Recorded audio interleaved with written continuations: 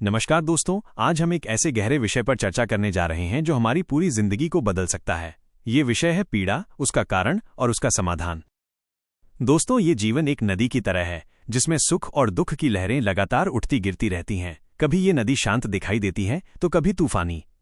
लेकिन क्या आपने कभी सोचा है कि हमारी सबसे बड़ी समस्या दुख का आना नहीं बल्कि उसका मूल कारण ना जान पाना है? कहा गया है, हर पीड़ा का जन्म अज्ञानता से होता है।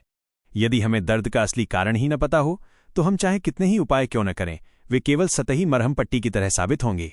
पीड़ा और अज्ञानता का संबंध।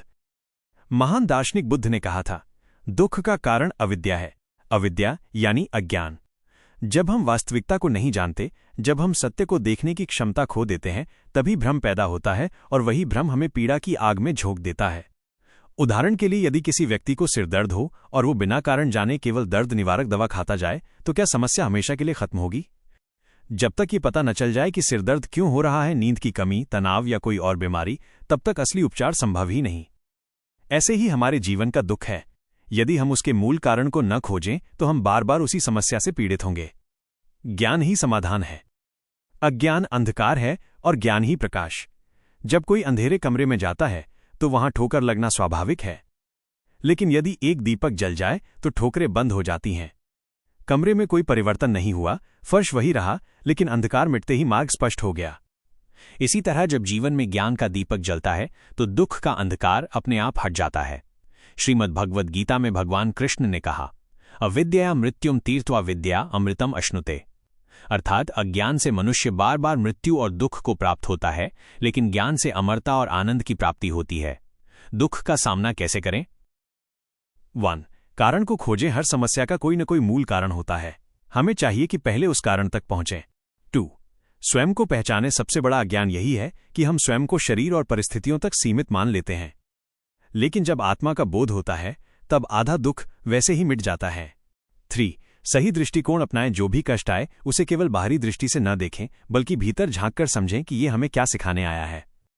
प्रेरणादायक उद्धरण। महान संत कबीरदास ने कहा है, दुख में सुमिरन सब करे, सुख में करे न कोय। जो सुख में सुमिरन करे, दुख काहे को होए। यानी दुख हमें याद दिलाने आता है कि हम अज्ञान में जी रहे हैं और सत्य को भूल गए हैं।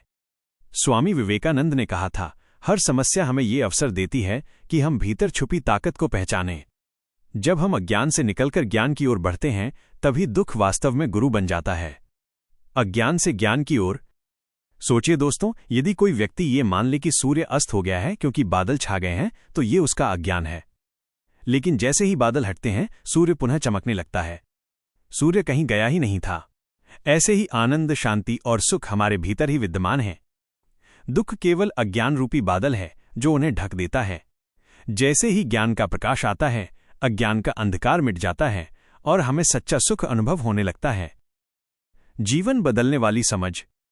अगर हम केवल सतही उपचार करते रहेंगे तो जीवन में बार बार उसी प्रकार के दुख लौटते रहेंगे, लेकिन यदि हम एक बार उनके वास्तविक कारण को पहचान लें तो हमें स्थायी समाधान मिल सकता है। यही कारण है कि महान ऋषि मुनियों ने हमेशा कहा है, स्वयं को जानो, क्योंकि जब हम स्वयं को पहचान लेंगे तब हमें यह भी पता चल जाएगा कि असली पीड़ा कहां से उत्पन्न हो रही है। अंत में दोस्तों, याद रखिए, दुख का कारण बाहर नहीं बल्कि भीतर छुपा अज्ञान है। जब हम उसे पहचान लेंगे तभी जीवन के हर घाव का स्थायी उपचार संभव होगा। तो आइए, आज से हम केवल ऊपर ऊपर की मरहम पट्टी करना छोड़ दें और हर दुख के मूल कारण को जानने का साहस करें। यही साहस हमें न केवल पीड़ा से मुक्त करेगा बल्कि हमें एक उज्ज्वल, आनंदमय और सफल जीवन की ओर ले जाएगा। यदि आपको ये विचार पसंद आया हो तो चैनल को सब्सक्राइब करें, लाइक करें और इस संदेश को अधिक से अधिक लोगों तक पहुंचाएं ताकि हर कोई ज्ञान के प्रकाश से अपने जीवन का अंधकार मिटा सके। धन्यवाद।